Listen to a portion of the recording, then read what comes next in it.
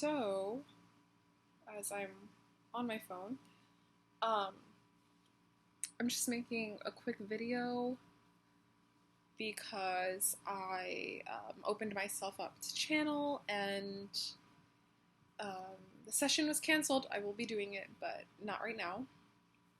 Anyway, I'm just feeling super open and really, I have these blue marks on my face because I was going to be channeling some Andromedan information for a client of mine, and I don't know, I just wanted to talk. I had to open up and connect to my guides as well, and I guess I wanted to talk a little bit about that because they would like to be talked about. I'm wearing red and black, which are the colors of two of my guides, who do kind of operate as one being.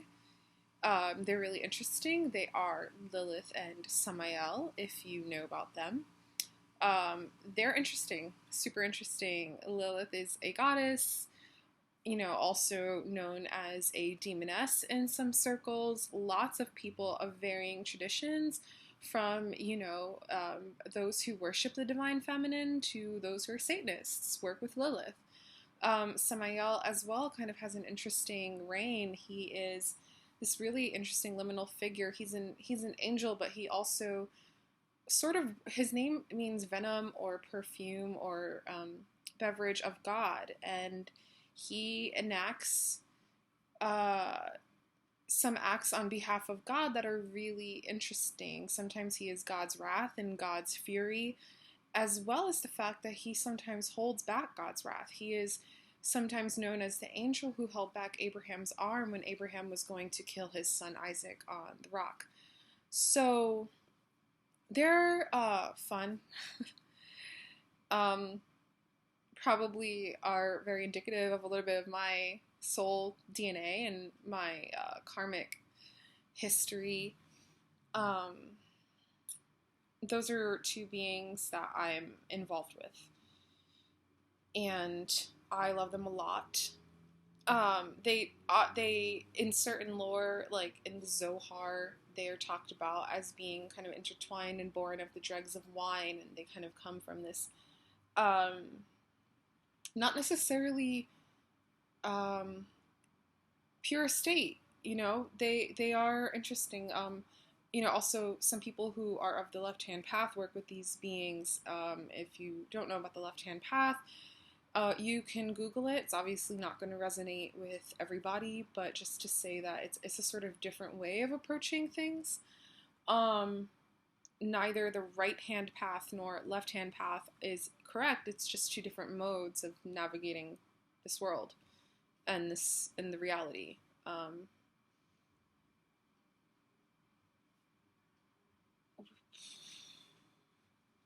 It's interesting going on stream of consciousness. Right. So what I wanted to just say is that for me, and what I feel that a lot of beings get with them, is shadow work on some level. That's kind of what I was talking about with.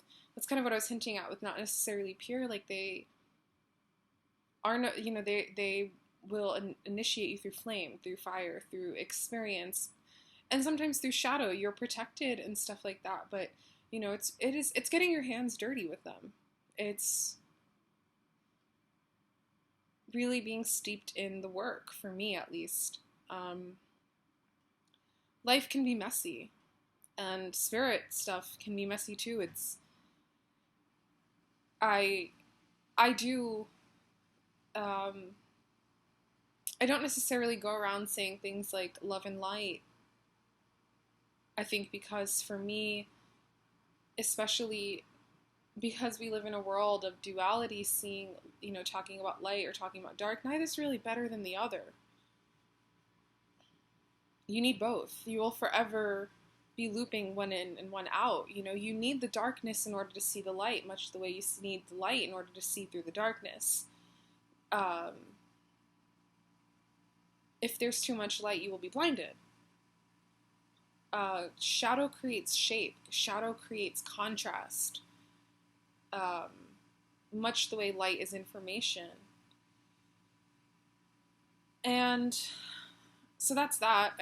They just wanted to be mentioned in the entire 10 years that I've been doing this work and on this path and putting myself out there publicly, as someone on this path.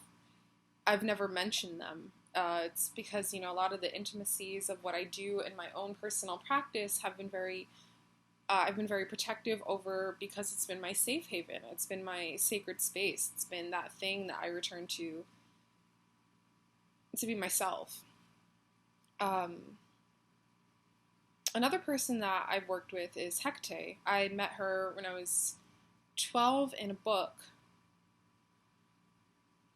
and it was called Daughters of the Moon, and it was the second book about the girl named Serena who was a telepath, and I always knew that, like, oh my god, if I wanted a superpower, I'd want to be a telepath. And she was a cellist. I played the cello. She was kind of punkish. I considered myself kind of punkish. She wrote poetry. I wrote stuff, so I really resonated with this girl, and she ends up working with Hecate, who was introduced as more of a sort of dark goddess figure, and then I grew up Christian, so I hadn't yet put Hecate on the same pedestal as which I was taught to put Yahweh or Jehovah, or, the God of the Abrahamic faiths.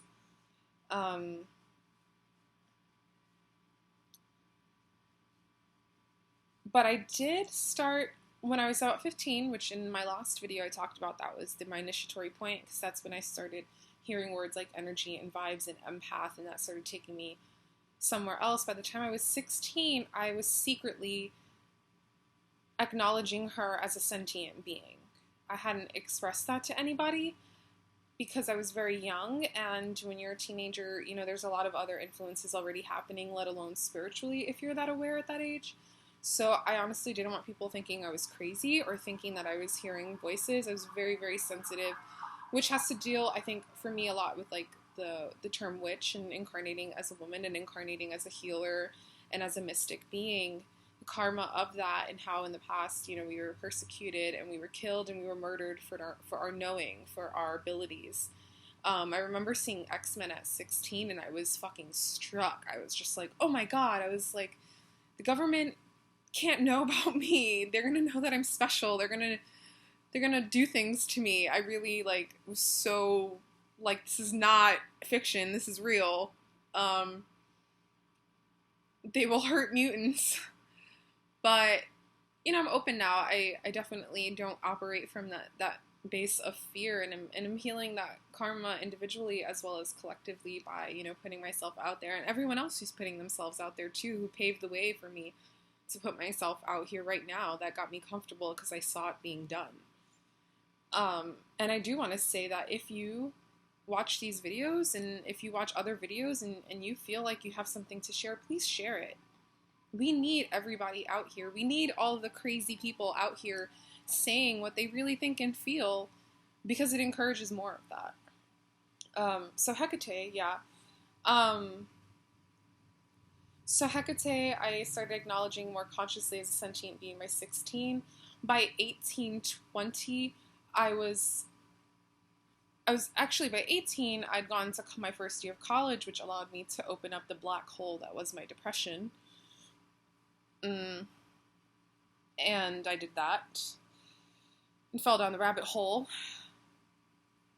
But and there was actually that period of time where my black hole opened up. I actually felt like I had no powers, and I felt like I wasn't connected to anything, and I kind of needed to hit rock bottom in that sense, where I felt so cut off and so shut off, to hit the pit of the disconnection from source that I kind of felt. And I actually recently got a question that kind of ties into that, about, why in childhood are we so separated from love? And oftentimes the soul comes in and gives challenges in place just to wake you up, just to get you up so you can continue the great work that you were doing in other lifetimes on this planet, in other forms on this planet, in other star systems, in other parts of our galaxy, in this freaking multiverse, in other forms, all connected. Now, Hecate and Lilith and Samael are pretty they've helped me out a lot. They've worked with me hard. I have been visited by other beings. I've been visited by Gabriel, who's awesome. I was funny with angels. Um,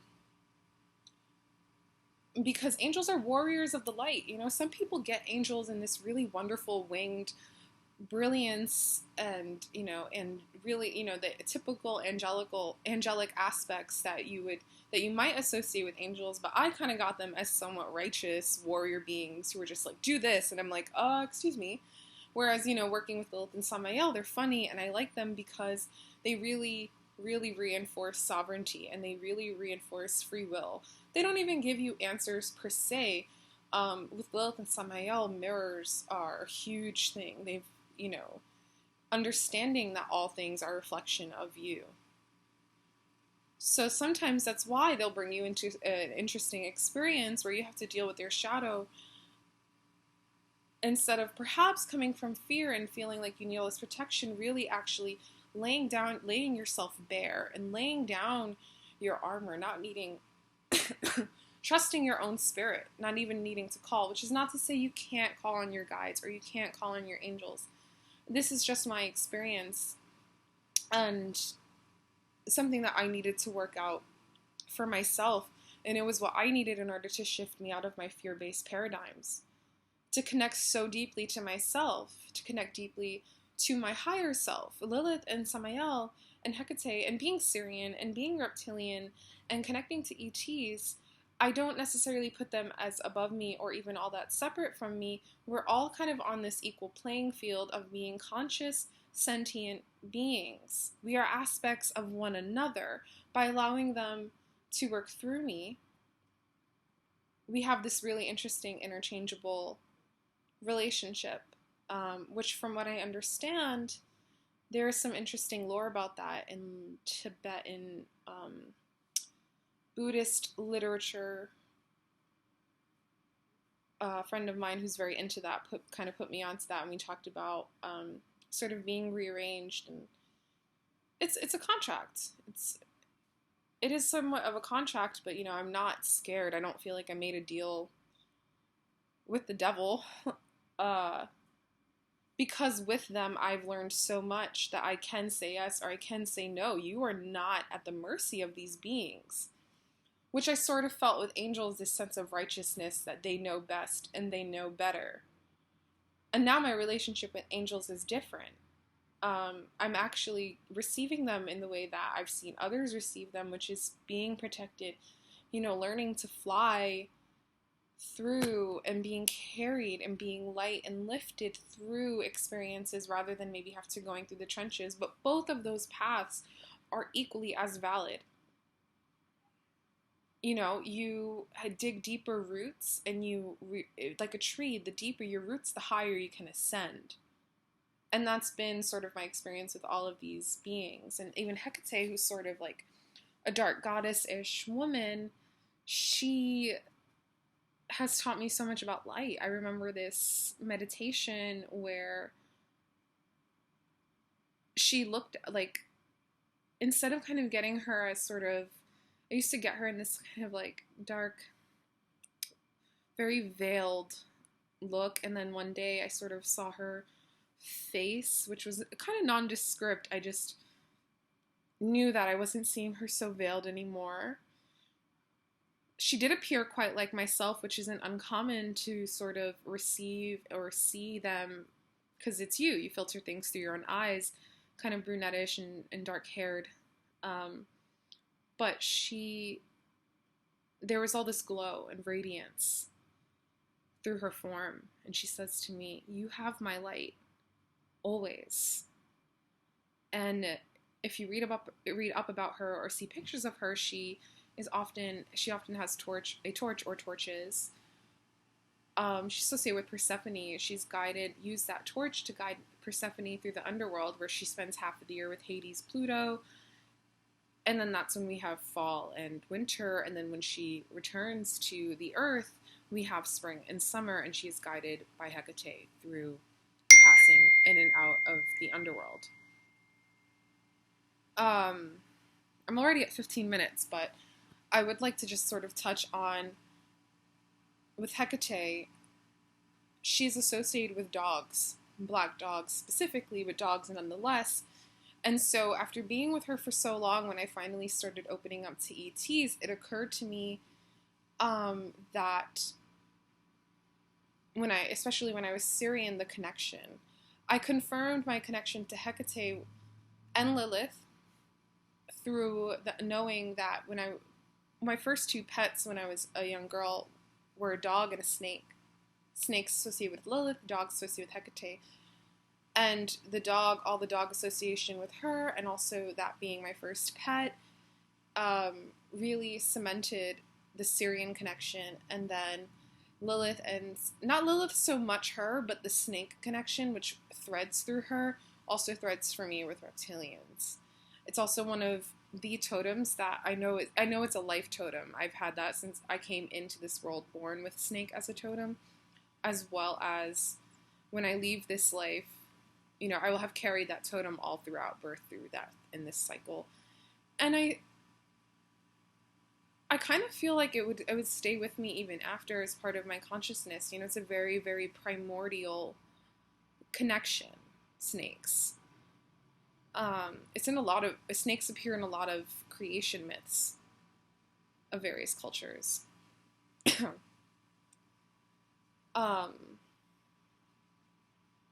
That was just a little bit, I feel like I could have shared more, but that was just a little bit that I did want to share about beings that I work with, and also how they connect to star systems. Now, this is not how this information is going to appear to everybody, but much like, the Fibonacci sequence, that golden ratio, that beautiful spiral that we all honor, that is just to show how, when we're on the path, how these patterns spiral out and they get wider and wider. So it started, very small as sort of like mythology, and then it grew into consciousness, where I was understanding them as beings, but sort of fourth dimensional, where like I was sentiently connected and was consciously aware, but hadn't yet stepped into my higher self, which would be a little bit more fifth dimensional consciousness of oneness, including with beings. I still had a little bit of I think part of that was the Christian programming of honor and praise and devotion, which I still do devotional work with these beings because I love them, but I do know and understand that they are aspects of my higher self and my oversoul. For example, I've met, one of the 3 days after I started talking to Hasna, who's that girl Haz on Twitter, and Vibrational Medicine on Instagram, who's incredible, 3 days after talking with her, we realized a Lilith oversoul connection. Which is, one of the goddesses then that we channel through our connection to the greater divine feminine. That's just an aspect of that divine feminine that we both happen to be connected to. And this is going on 20 minutes.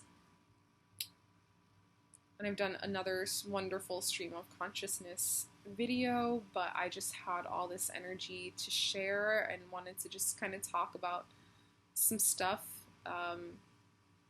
because I am so open right now and very connected, and I know that my guides have been wanting me to talk more about the intimacies actually of myself, because sometimes when we hear how other people make connections, it helps us, the resonance helps us make our own connections. And it's just to say that beings that you're working with now probably have a lot to tell you. Another thing is that I also know that I'm supposed to speak, because especially the ETs, what they tell me is that if I'm not sharing, they can't give me more information. I can't hoard this. I can't hold on to it. It's not, that's the thing about also being a channel.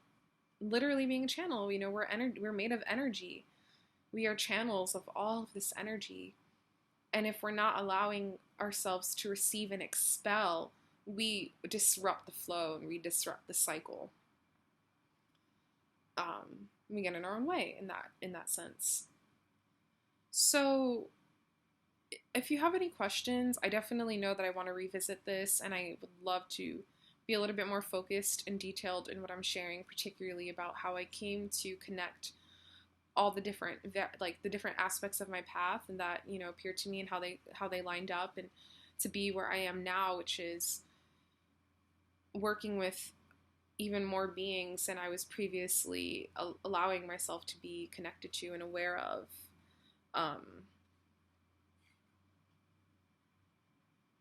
So yeah, I I'm sending you guys a lot of love and light. And a little shadow for good measure, right? Don't be afraid of the shadows. Especially, knowing that like yin or feminine essence known as yin is dark. And there's nothing wrong with that. It's the darkness of the womb that we're contained in that allows all things to be, all potentiality. And the light is just the information and the manifestation. Yeah, so I will speak to you guys soon. If you have any questions, please contact me and reach out. If you have any questions, I could possibly address them in a video. That would be super cool. If you want to hold a session with me, we can cover anything. Talk about dreams, talk about ETs, talk about being an empath, being a telepath, telepathy plus empathy, which telepath is really how telepathy works. But yes, almost 22 minutes. I'm sending you all love and hope you all have a great Friday.